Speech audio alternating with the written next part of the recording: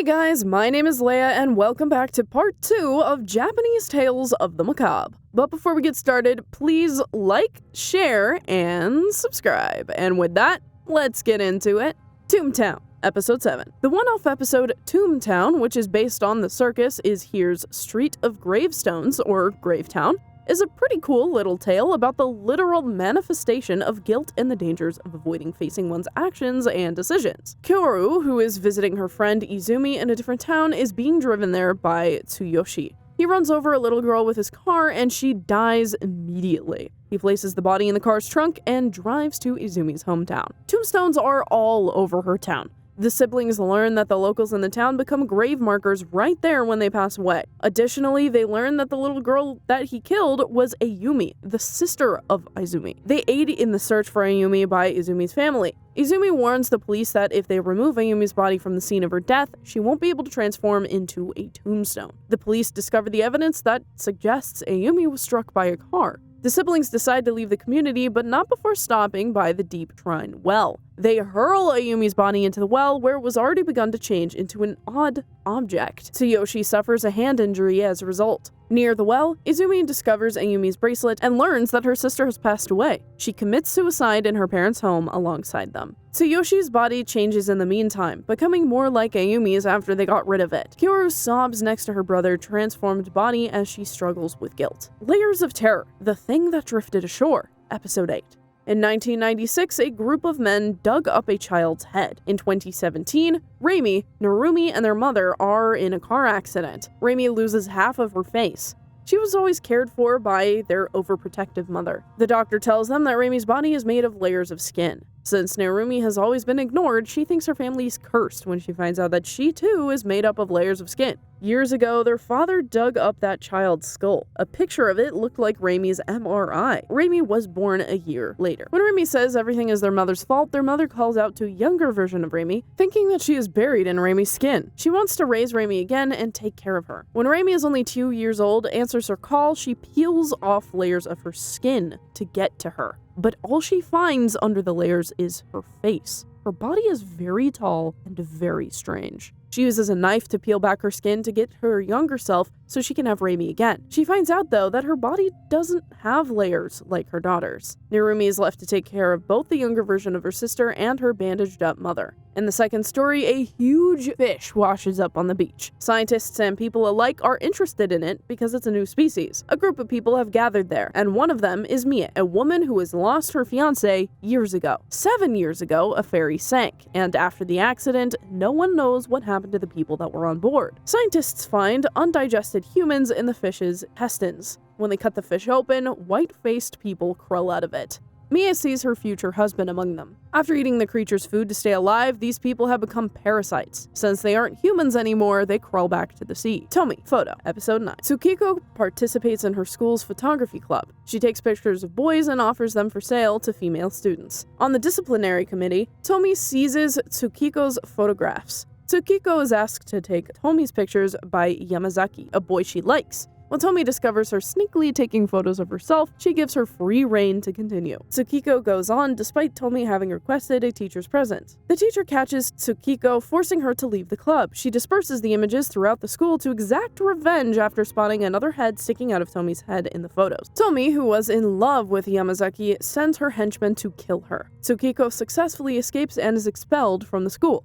Tomi visits her when she is by herself at home. She becomes enraged when Tsukiko calls her a monster, causing the other head to protrude. After hearing her screams, Tomi's goons enter the residence. On Tomi's orders, they bind Tsukiko to her desk and begin hacking at the protruding head. Tomi is accidentally beheaded, but her head still commands her to take the protrusion outside and behead it. Later, Tomi's body rushes out of the house as well, and Tsukiko chooses to tidy up her room. Unendurable Labyrinth, The Bully, Episode 10. The second story in the Blood Bubble Bushes, Unendurable Labyrinth, which is an adaptation of Unbearable Maze and The Bully. A monk offers Noriko and Sayako a place to stay when they get lost in the mountains. He explains his religion to them before inviting them to join him and the other adherents for a few days of meditation. They are given a room after agreeing to stay. Aya, their roommate, explains that she joined the religion to track down her long-lost brother. The three of them follow the monks when they see them leaving in large groups for a ceremony that involves self-mummification. They come across hundreds hundreds of dead monks' bodies in an underground room. Aya locates her brother and spends some time grieving his passing in solitude. Noriko and Sayako notice that they are being watched as they leave. The two scream in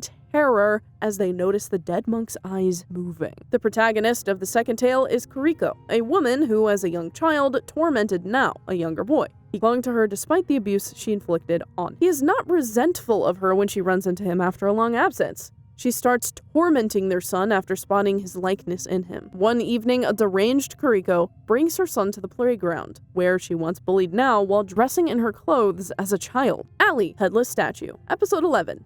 Allie is an adaptation of Black Allie, the 5th chapter of The Bully from Horror World of Junji Ito. Black Allie is essentially a murder mystery with a supernatural twist. Meanwhile, Headless Statue is a revision of headless sculptures and flesh-colored horror. In the first story, Ishida settles into a boarding house where she meets Shinobu, who previously resided in the room.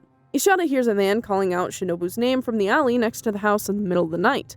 A fenced fence has walled off the alley. Ishida is informed by an elderly boarder that there are corpses buried in an alleyway area. He initially does not believe them, but when he discovers a window in his room that is concealed by a bookcase, he climbs down to look into the alley. Shinobu cuts the rope, and when he tries to climb back up and reveals that she murdered 6 people in the alley, including her father. Their bodies are still there. Anyone who passes away turns into a wall spot that comes to life at night. She is cursed at night by ghosts. Shinobu also collapses as Ishida loses consciousness. She understands she cannot go back because the rope has been severed. The ghosts retaliate when she is trapped there by coming to life at night. In the second story, the headless sculpture artist Mr. Okabe, who teaches art, is killed in the second tale.